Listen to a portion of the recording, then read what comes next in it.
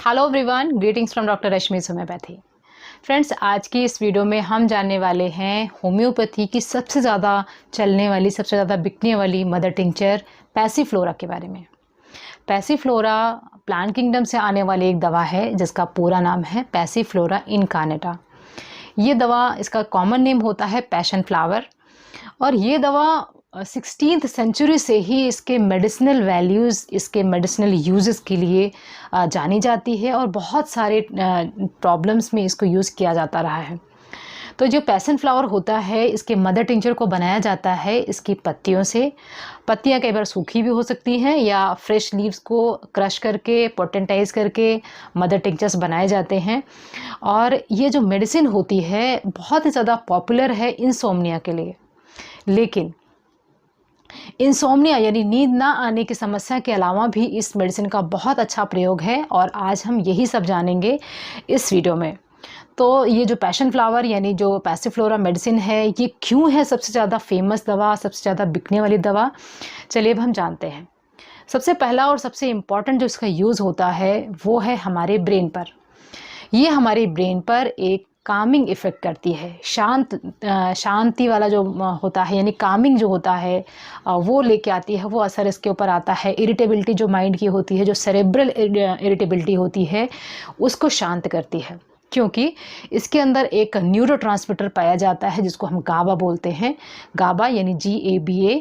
और ये जो गाबा होता है एक इनहिबिटरी न्यूरोट्रांसमीटर है। मतलब हमारे शरीर के जितने भी ज़्यादा एक्शंस हो रहे होंगे, हार्ट रेट बहुत बढ़ी हुई है, पल्स रेट बहुत बढ़ी हुई है, ब्रेन में बहुत ज़्यादा एंग्जाइटी हो रही है या माइंड बहुत अशांत है, कोई भी चीज़ जो बहुत एक्सेस में हो रही होती है उसको इनहिबिट करती है। दैट इज़ वाई ये इसको कहा जाता है इनहिबिटरी न्यूरोट्रांसमीटर। तो गाबा इसके अंदर पाया जाता है, इसके कारण ही हमारे दिमाग पर ये शांति वाला एक असर करती है, एक कामिंग इफेक्ट लेके आती है। और इसी के आधार पर हम देख सकते हैं कि किन किन प्रॉब्लम्स में पैसिफ्लोरा का प्रयोग किया जाता है। सबसे पहला प्रयोग इसका होता है बच्चों के केस में, जिन बच्चों के अंदर बहुत ज़्यादा जैसे कि कन्वर्जन्स की प्रॉब्लम रहती है, एपिलेप्टिक अटैक्स आते हैं या छोटेपन में ही छोटे छोटे बच्चों को कन्वर्जन्स आते हैं, उनके केस में भी इस दवा को शुरुआत से ही प्रयोग किया जाता रहा है। तो कन्वर्जन्स के केस में, एपिलेप्सी के केस में, even in cases of tetanus इसका प्रयोग किया जाता रहा है। दूसरा जो प्रयोग इसका किया जा रहा है वो है बच्चों के अंदर मेंटल सिम्टम्स में, यानी जिन बच्चों के अंदर बहुत ज़्यादा ADHD यानी हाइपर एक्टिविटी की प्रॉब्लम है, नींद नहीं आती है, 2-2 बजे 3-3 बजे तक छोटे छोटे बच्चे जगते रहते हैं, मन बहुत अशांत रहता है, उछलते रहते हैं, कूदते रहते हैं, या उनको खुद नहीं पता होता वो क्या कर रहे होते हैं। तो ऐसे बच्चों के अंदर जिनके अंदर मेंटल इरिटेबिलिटी बहुत ज़्यादा रहती है, उनके अंदर भी ये दवा बहुत अच्छा काम करती है। और क्योंकि ये दवा हर्बल है तो बच्चों के केसेस में भी इसको हम बिना किसी परेशानी की बात सोच करके, बिना किसी टेंशन के हम इस दवा को यूज़ कर सकते हैं।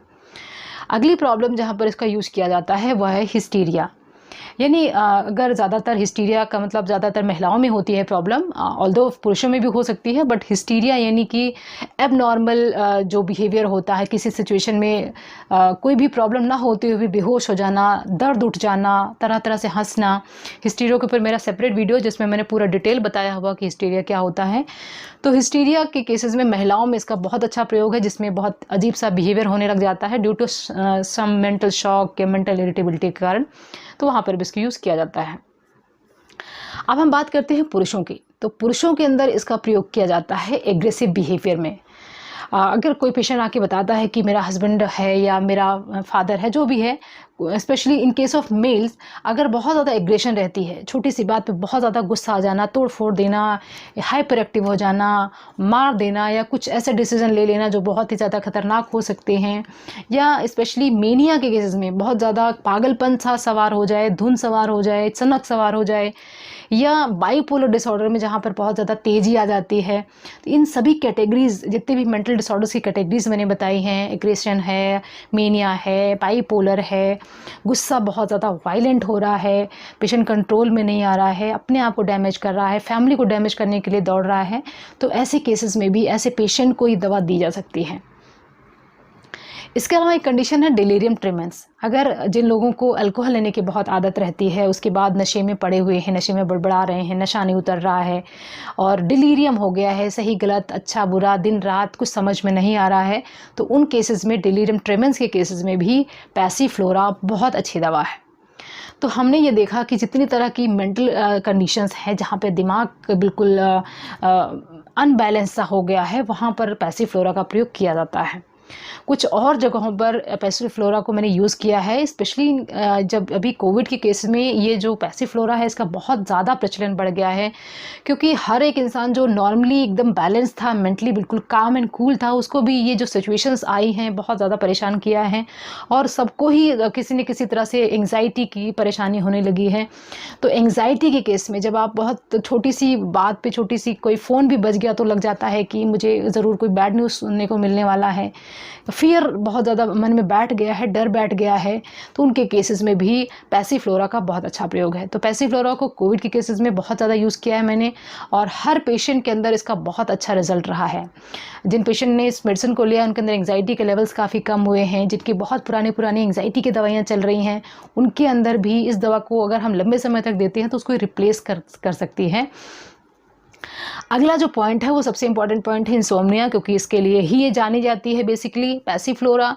तो पैसीफ्लोरा में इंसोम्निया किस किस कारण से हो रहा है, चाहे वो मीनोपॉज में फीमेल है उसको इंसोम्निया हो रहा है, नींद नहीं आ रही है, रात रात भर जग रही है, सुबह 4 बजे उठ जाती है, फिर उसको दोबारा नींद नहीं आती है, तो अगर मीनोपॉजल इंसोम्निया है, या अगर आपको कोई दूसरी परेशानी है, आपको डायबिटीज़ है, आपको हाइपरटेंशन है, उसके कारण आपको नींद बहुत देर से आती है, या अगर आपकी जो एज रिलेटेड इंसोम्निया है, आपको वैसे कोई प्रॉब्लम नहीं है लेकिन फिर भी आपको नींद नहीं आती, सिर्फ 2 घंटा आप सो पाते हैं जिसके कारण आपकी बॉडी अच्छे से बिहेव नहीं कर रही है, उन केसेस में इंसोम्निया में आप दे सकते हैं।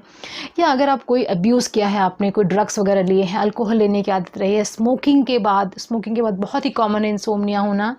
तो इंसोम्निया अगर आपको स्मोकिंग के बाद होने लग गया है, आपको पूरी रात जग के निकालनी पड़ती है और सुबह थोड़ा सा सो पाते हैं, उन केसेस में इंसोम्निया में हम इसको दे सकते हैं। छोटे बच्चों के अंदर इंसोम्निया में दे सकते हैं, मैंने पहले ही बताया। तो ऑल काइंड्स ऑफ जो इंसोम्निया होते हैं वहाँ पर हम पैसीफ्लोरा को दे सकते हैं।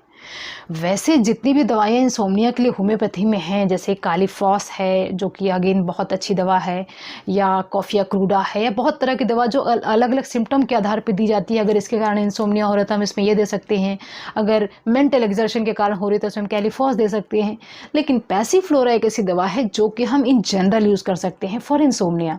हमें बहुत ज़्यादा डिटेल्स में पेशेंट के नहीं जाना है, बस ये समझना है कि पेशेंट को किसी न किसी तरह की मेंटल परेशानी है और स्ट्रेस बहुत ज़्यादा, एंग्जाइटी है, या कई बार ऐसा होता है कि हमें अगले दिन कुछ ज़रूरी काम होता है और उस दिन हम जल्दी सोना चाहते हैं लेकिन सो नहीं पाते हैं, रात भर जगते रहते हैं और चाह करके भी नहीं सो पाते हैं, या बहुत 2-2 घंटे 3-3 घंटे वेट करने के बाद आपको नींद आती है। वहाँ पर अगर आप 1-2 बार पैसीफ्लोरा का यूज़ करेंगे तो आपको इंस्टेंट नींद आएगी, कामिंग इफेक्ट रहेगा और सुबह आप बहुत ही अच्छी तरह से एकदम फ्रेश होकर के उठेंगे।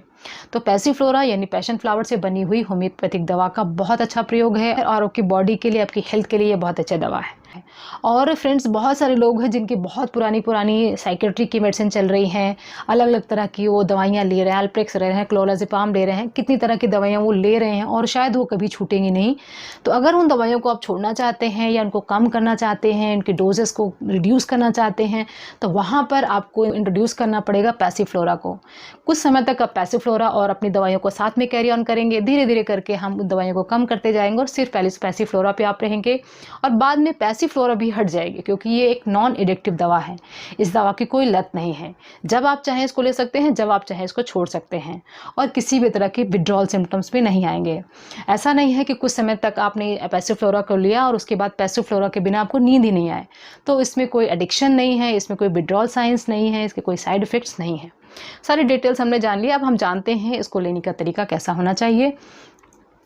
तो फ्रेंड, जो पैसीफ्लोरा दवा है इसको हम मदर टिंचर फॉर्म में लेते हैं, और क्योंकि एक एल्कोहलिक एक्सट्रैक्ट है, एक प्लांट एक्सट्रैक्ट है, तो इसको हम मदर टिंचर फॉर्म में देते हैं। लेकिन इसकी जो डोसेज है वो थोड़ा डिफरेंट है। बाकी जो दवाइयाँ होती हैं उसको 10 से 15 बूंदें हम बोलते हैं, लेकिन मदर टिंचर पैसीफ्लोरा का जो होता है इसको आपको हायर डोजेज में लेना पड़ता है। तो इसको कम से कम 30 से 40 बूंदें एडल्ट डोजेज हैं, 20 से 30 बूंदें हैं जो बच्चों में दी जा सकती हैं। आधे ग्लास पानी में इसकी 30 से 40 बूंदें दिन में 3 बार, दिन में 2 बार, जैसा आपको प्रॉब्लम हो, जितनी बड़ी आपकी समस्या हो उसके आधार पर आप इसको ले सकते हैं। पानी में डाल करके इसको सिप सिप करके पीना है। पानी अगर लूकवार्म रहेगा तो असर ज़्यादा अच्छा रहेगा। अगर आप डायबिटिक हैं, आप थायराइड के पेशेंट हैं, ओबीज़ हैं, फीमेल हैं, मेल हैं, कुछ भी मैटर नहीं करता, every person can take this medicine.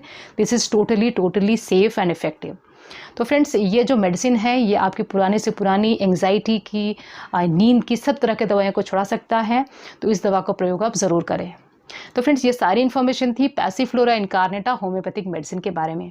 I hope कि ये इन्फॉर्मेशन आपको पसंद आई होगी और आपके काम की होगी। तो फ्रेंड्स, अगर आपको वीडियो पसंद आई हो तो वीडियो को लाइक करें, अपने फ्रेंड्स और फैमिली के साथ भी शेयर करें, चैनल को सब्सक्राइब कर लें अगर अभी तक आपने नहीं किया हो। Wishing you very good health. Thanks for watching.